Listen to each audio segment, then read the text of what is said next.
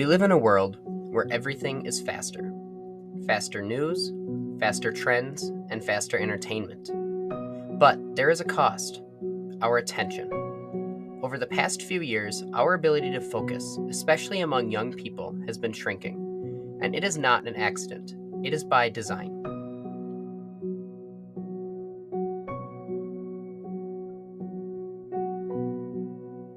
If you are under 25, you have likely used TikTok, YouTube Shorts, or Instagram Reels today, and maybe all three. According to a 2024 Pew Research study, nearly 70% of teens in the United States use TikTok daily, and almost 60% say they check it multiple times per day. The average user spends more than 90 minutes per day on the app, often without realizing it.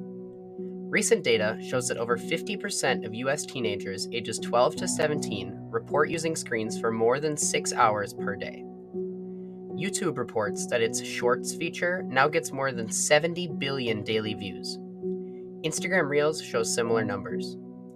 We now live in what researchers call scroll culture, where content is not something we choose, but something that is constantly delivered to us.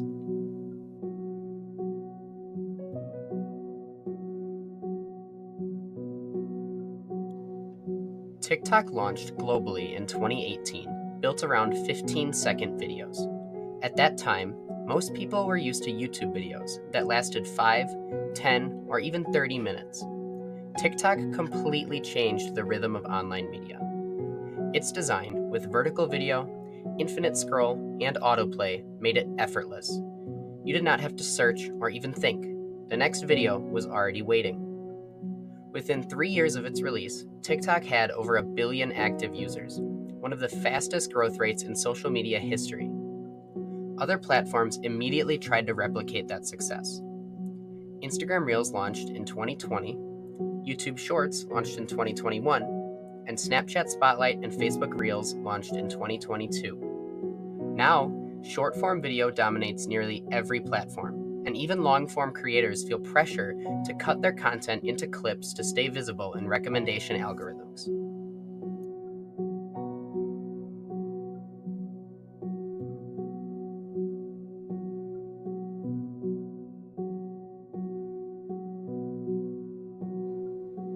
Every time we see something exciting, such as a funny clip or a surprise ending, our brains release dopamine, a chemical that signals pleasure and reward. Short-form apps deliver these dopamine hits one after another, creating a continuous cycle of stimulation. Over time, the brain adapts. We begin craving constant novelty and stimulation. If a video does not grab our attention in the first second, we scroll away. If a task feels boring, we reach for our phone. Psychologists call this variable reward conditioning. It is the same system used in gambling machines, where you never know when the next spin will pay off. A 2023 University of California Irvine study found that college students switch tasks on their computers every 47 seconds on average, and it takes over 20 minutes to fully refocus afterward. Research shows that frequent task switching will increase errors and slow down performance. This is due to what psychologists and educators call the switch cost. Teachers report that students today have more difficulty sustaining focus in classrooms than at any point in the last decade. Gloria Mark, a psychologist at the American Psychological Association, found that people switch tasks or screens more than 500 times per day. This constant start-stop pattern leaves a residue on mental stress and drains energy. Mark's team also reports that the attention span of young adults has decreased nearly 70% since 2004. In 2004, the average attention span was found to be about 2.5 minutes. In 2012, that was found to be 75 seconds. And in 2022, it was found to be no more than 47 seconds on average. Another side effect is people relying on multitasking. With young adults no longer able to perform one task at a time without losing focus, a new era of doing multiple works at once has arisen.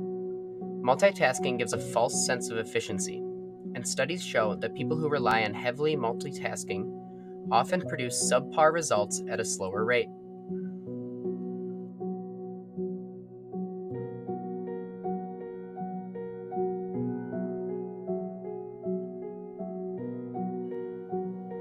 Dopamine addiction is not simply a side effect. It is the foundation of modern internet economy. Every minute a user spends scrolling is another opportunity to display ads, collect engagement data, and increase profit. Dr. Mark describes the system as an illusion of control. We believe that we choose when to check our phones, but these systems are intentionally designed to capture as much of our attention as possible, and they will go to any means to get it. Social media companies are not selling apps, they are selling attention. Our time and focus are the product being traded. Former technology designers, such as Tristan Harris of the Center for Humane Technology, have spoken publicly about how these systems were built. Features like infinite scroll, push notifications, and pull to refresh were engineered to keep people coming back, much like slot machines in a casino. The result is an attention crisis. Shorter focus spans, higher anxiety, and more difficulty engaging with long or complex content.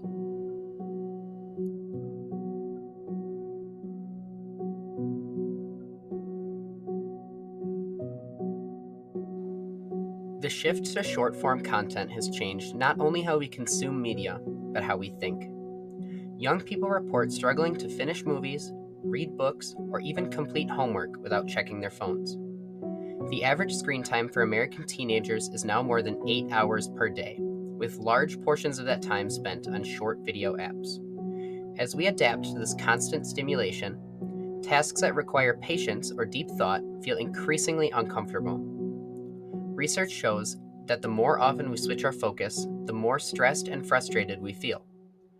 Over time, this constant switching can cause measurable fatigue and even raise cortisol levels.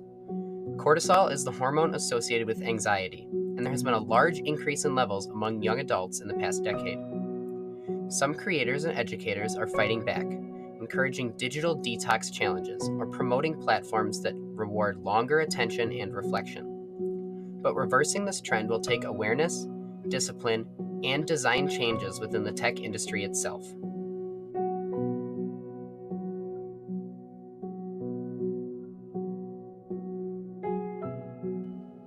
Our attention spans are not naturally shrinking. They are being shaped by systems built to keep us hooked. If we want to reclaim our focus, we need to recognize that attention is not just something we lose, it is something we give away. The question is, to whom and for what? Short form media isn't evil, but attention is valuable. Don't give it away for free.